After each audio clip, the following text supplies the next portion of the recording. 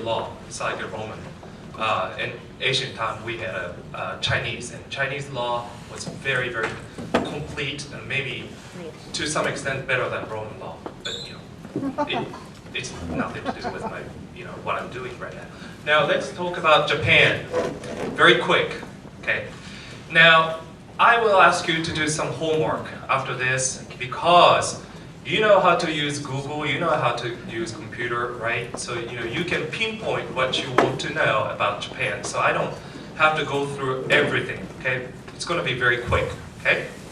Japan. This is Japanese flag, okay? This is Mount Fuji. If you don't know Mount Fuji, just check it out, okay? Let's move on. And this is Japan in the middle, okay? Left, Europe, right, United States. If you don't understand this, check it out, okay? Let's move on. Okay, why there's a red thing says Tokyo? Because I'm from Tokyo. Let's move on. Okay, now this is Japan, okay? I'm gonna give you 3 seconds. Let's move on. Let's move on. Let's move on. Let me tell you this. If you go to Wikipedia, sometimes it's right, sometimes it's wrong, or many times it's wrong. But Wikipedia will give you the basic information of Japan. I'm not an economist. I'm hopelessly a lawyer, so I don't know anything about economy. I don't know anything about anime, manga. My kids love it, but I don't know anything about it. And also, I'm not a politician, so I'm not going to talk about politics. But you can go to Wikipedia and you can have pinpoint information about your pinpoint question. Okay, let's move on. Now, let's talk about big companies in Japan. You know these names, right? Mitsubishi, Mitsui Sumitomo. We call these group companies Zaibatsu. Okay, Zaibatsu. It's a keyword. If you like to know Zaibatsu, go for it. Go for Google and get the Wikipedia. Zaibatsu is a key word to understand Japanese economy. We still have Zaibatsu. Zaibatsu helped out the country's future since, 200 years ago or 300 years ago. So they have been there in Japan forever. Okay? Let's move on. Okay? Automotive, Toyota, Mitsubishi, Nissan. I don't know whether or not Nissan is a Japanese company now. It's maybe French, Renault, Subaru, Honda, and we have a lot of famous companies. Hitachi, since it's our client, so Hitachi, great. Yeah, they have a lot of good scientists who are ready for receiving Nobel Prize. They have several or more. The key. Let's move on.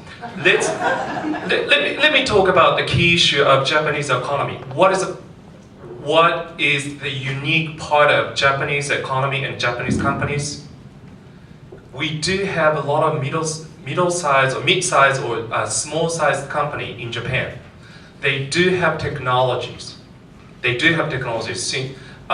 inherited these technologies from ancient time. 250 years ago, 300 years. They're utilizing their technologies. For example, for making candies, Japanese traditional candies or Japanese traditional woodwork. They're utilizing their technology to something else after World War II. Okay, they try to survive, and instead of making candies forever and losing all market, they try to apply their historical technologies to something else. For example, fiber cable. There was a genius in Japan. 1961, he found the very unique technique to make cable this big to this big. How did he do that? He utilized Japanese candy manufacturing method. And you can Google it. But anyway, the fiber cable. Dr. Junichi Nishizawa, he may be able to obtain the Nobel Prize too. He's a very, very famous scholar. But we have a lot of small and medium-sized companies which have technology technology. So, you know, another 200 years, 300 years, if Japan can be competitive because of that. And as investors, you may want to find a good companies in Japan, small size or mid size, and invest right now. $10,000, $100,000 if you have any, you know, such money. But you may want to invest in such company or companies. You may get the billion. I have a friend who used to be a doctor in Japan. He's American. He's American. Okay. He's a millionaire now. He was a medical doctor.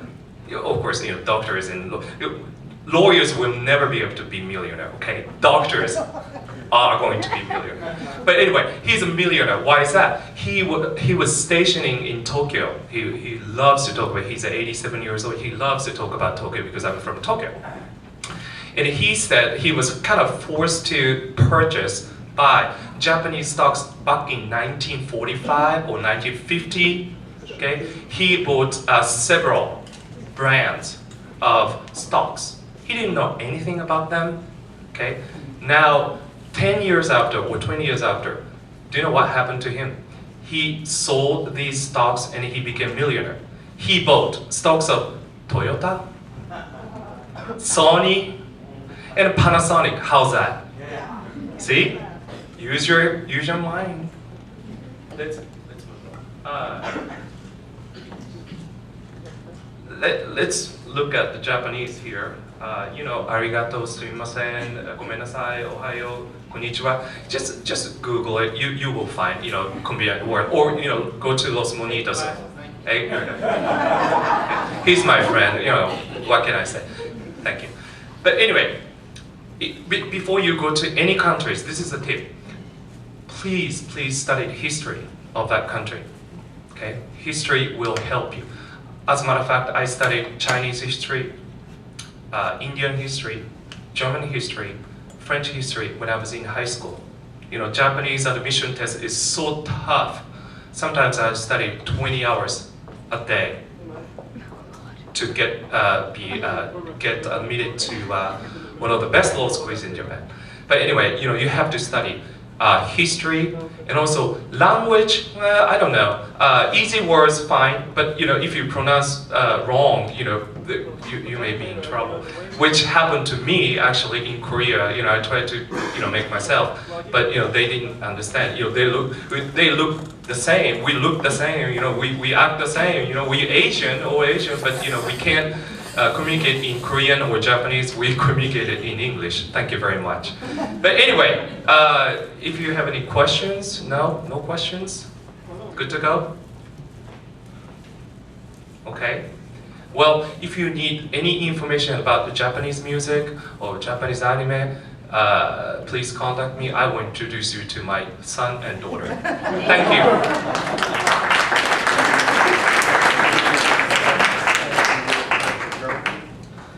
What you learned about Japan is that you can Google it. All right, so we're going to move on to Germany, and Manfred Schmidt is a native German and has been involved in many businesses, and he's here to talk to you a little bit about his experience and his native country of Deutschland.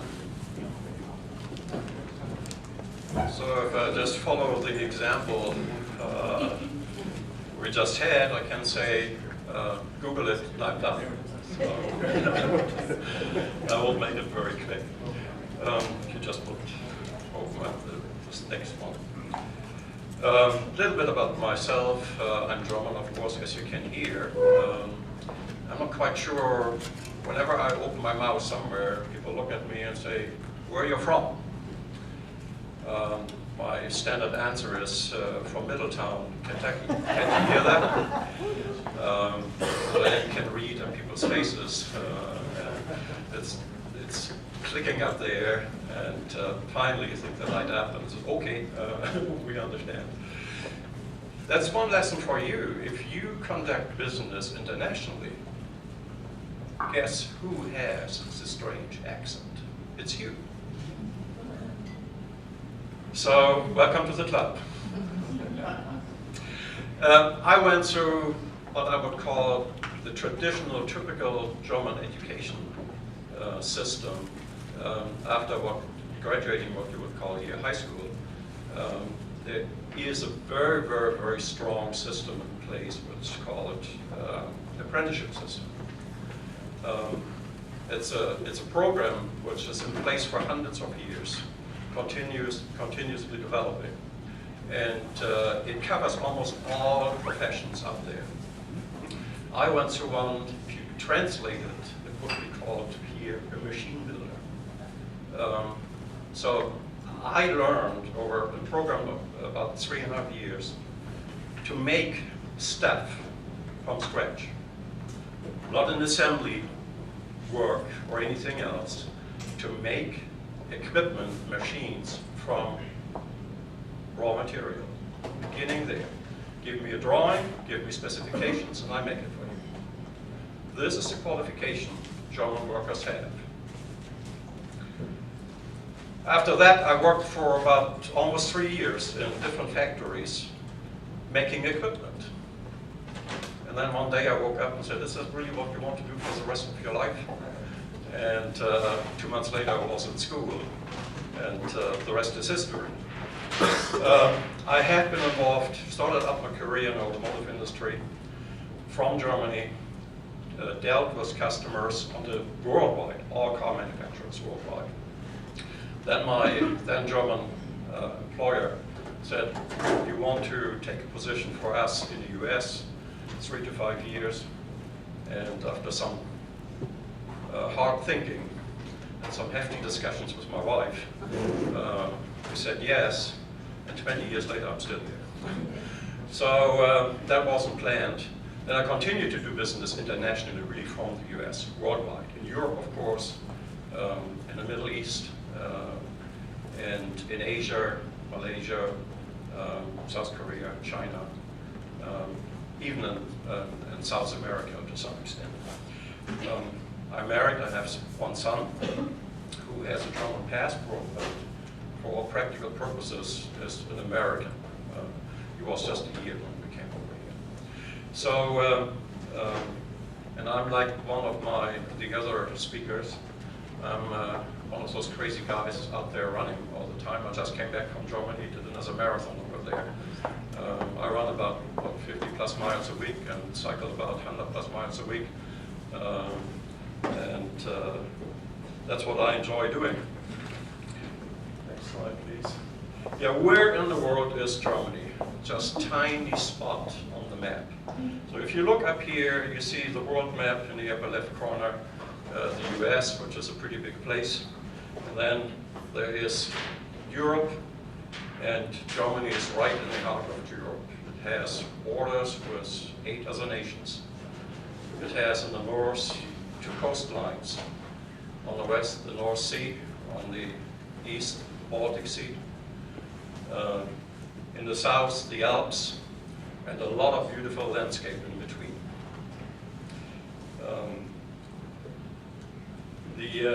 We had our French neighbor talking about France earlier. Just move to the next slide. He talked about the density of the population in France, and I smiled while he was talking. Germany is about a little bit less than the size of Montana and has about 82 million citizens. It's quite a bit smaller than France, and France has about 60-something million citizens. So as a French person, they perceive the population density as very, very tight. As a German, if I traveled into France and I said, there's a lot of nowhere here. So it's all a question of perspective. Germany is the largest economy in Europe. It is the number 3 exporter in the world. Those numbers, if you Google, you find a lot of different bits and pieces of information. For you, as English speakers, there is the CIA. And guess what? They keep track of almost all countries in the world, and it's public information. You can find the World Fact Book, I believe it's called, on the internet, And I think according to the latest one just read yesterday evening, was too late to change that here. Germany moved up to rank 2 right after China as a world exporter. GDP, it's, I think it was mentioned, the US has about 40, a little bit per citizen, $40,000 per citizen. Germany, for 44, Germany is about 40,000 per citizen per year. In terms of industrial position, I think that's important to know as well, is that the majority of German companies are extremely competitive and are top-notch in terms of their competitors worldwide. And as a small country, which has just 1.2% of the world population, it has a share, business share worldwide of about 17%. That's not bad. Next one. Germany, and you will find that if you do business over there, is very, very, very science and engineering oriented. Germans are being accused of not having fun and being very methodical. And I think the latter one is true. The first one is, I always say, the Oktoberfest in Munich didn't get invented for tourists. It was invented by Germans for Germans. But they are different than other societies. They have fun, but they have it with their friends and families, and not necessarily with other people. Germany has traditionally contributed significantly to science and technology. There are just a number of inventions, like the internal combustion engine, the diesel engine, Rudolf Diesel, that's why it's called diesel. The first car was not invented by Ford, it was invented by Nikolaus, by Daimler in Germany. Printing, everybody knows the Gutenberg printing press. So a lot of inventions, innovations over the years. MP3, you listen to those every day, German invention. So because of that, there are a lot of strong industry segments represented in Germany. Automotive, of course, machine tools, equipment, machinery in general, medical technology, chemistry, very, very important. Any type of engineering-related industries, you probably will find those suppliers, those manufacturers in Germany. The trend over the last 15 to 20 years in terms of alternative energies. Germany is still, I believe, the leading manufacturer of wind energy and solar energy. China is on its way to become #1 worldwide. They are investing unbelievable amounts of money. So if someone would invest into a new factory producing solar panels today, wouldn't do that in Germany anymore, do it in China. But at this point, Germany has been the driving factor there. Next one. If you talk about global companies, top global companies and brands, you see a lot of those, of course, are car manufacturers, Volkswagen and BMW and Mercedes and Audi. And they are all there. Companies like, you call them Adidas, we pronounce them Adidas, or Puma. They basically were founded by two brothers, Adidas, and then the brothers got into a fight with each other and they split off, and the one continued Adidas and the other founded Puma. The very small little village in the northern part of Bavaria, and on the northern side of that little village of the river remained Adidas, and on the southern side, so they couldn't really reach each other, they founded Puma there. So Continental, you would pronounce it Continental, world powerhouse, not just a competitor to Michelin and tire side. They are one of the biggest automotive suppliers in all kinds of different areas today. Bosch, my former employer, world's largest automotive supplier, diversified manufacturer, dealing in lots of different technologies. DHL, everybody knows those guys. T-Mobile, it's a brand here, and it's a German company. Nivea, it's a product, it's about, I would say, about 100 years old, and made its way into the US in about the last 15 years or so. BASF, world powerhouse in chemistry, located here as well. So a lot of different brands.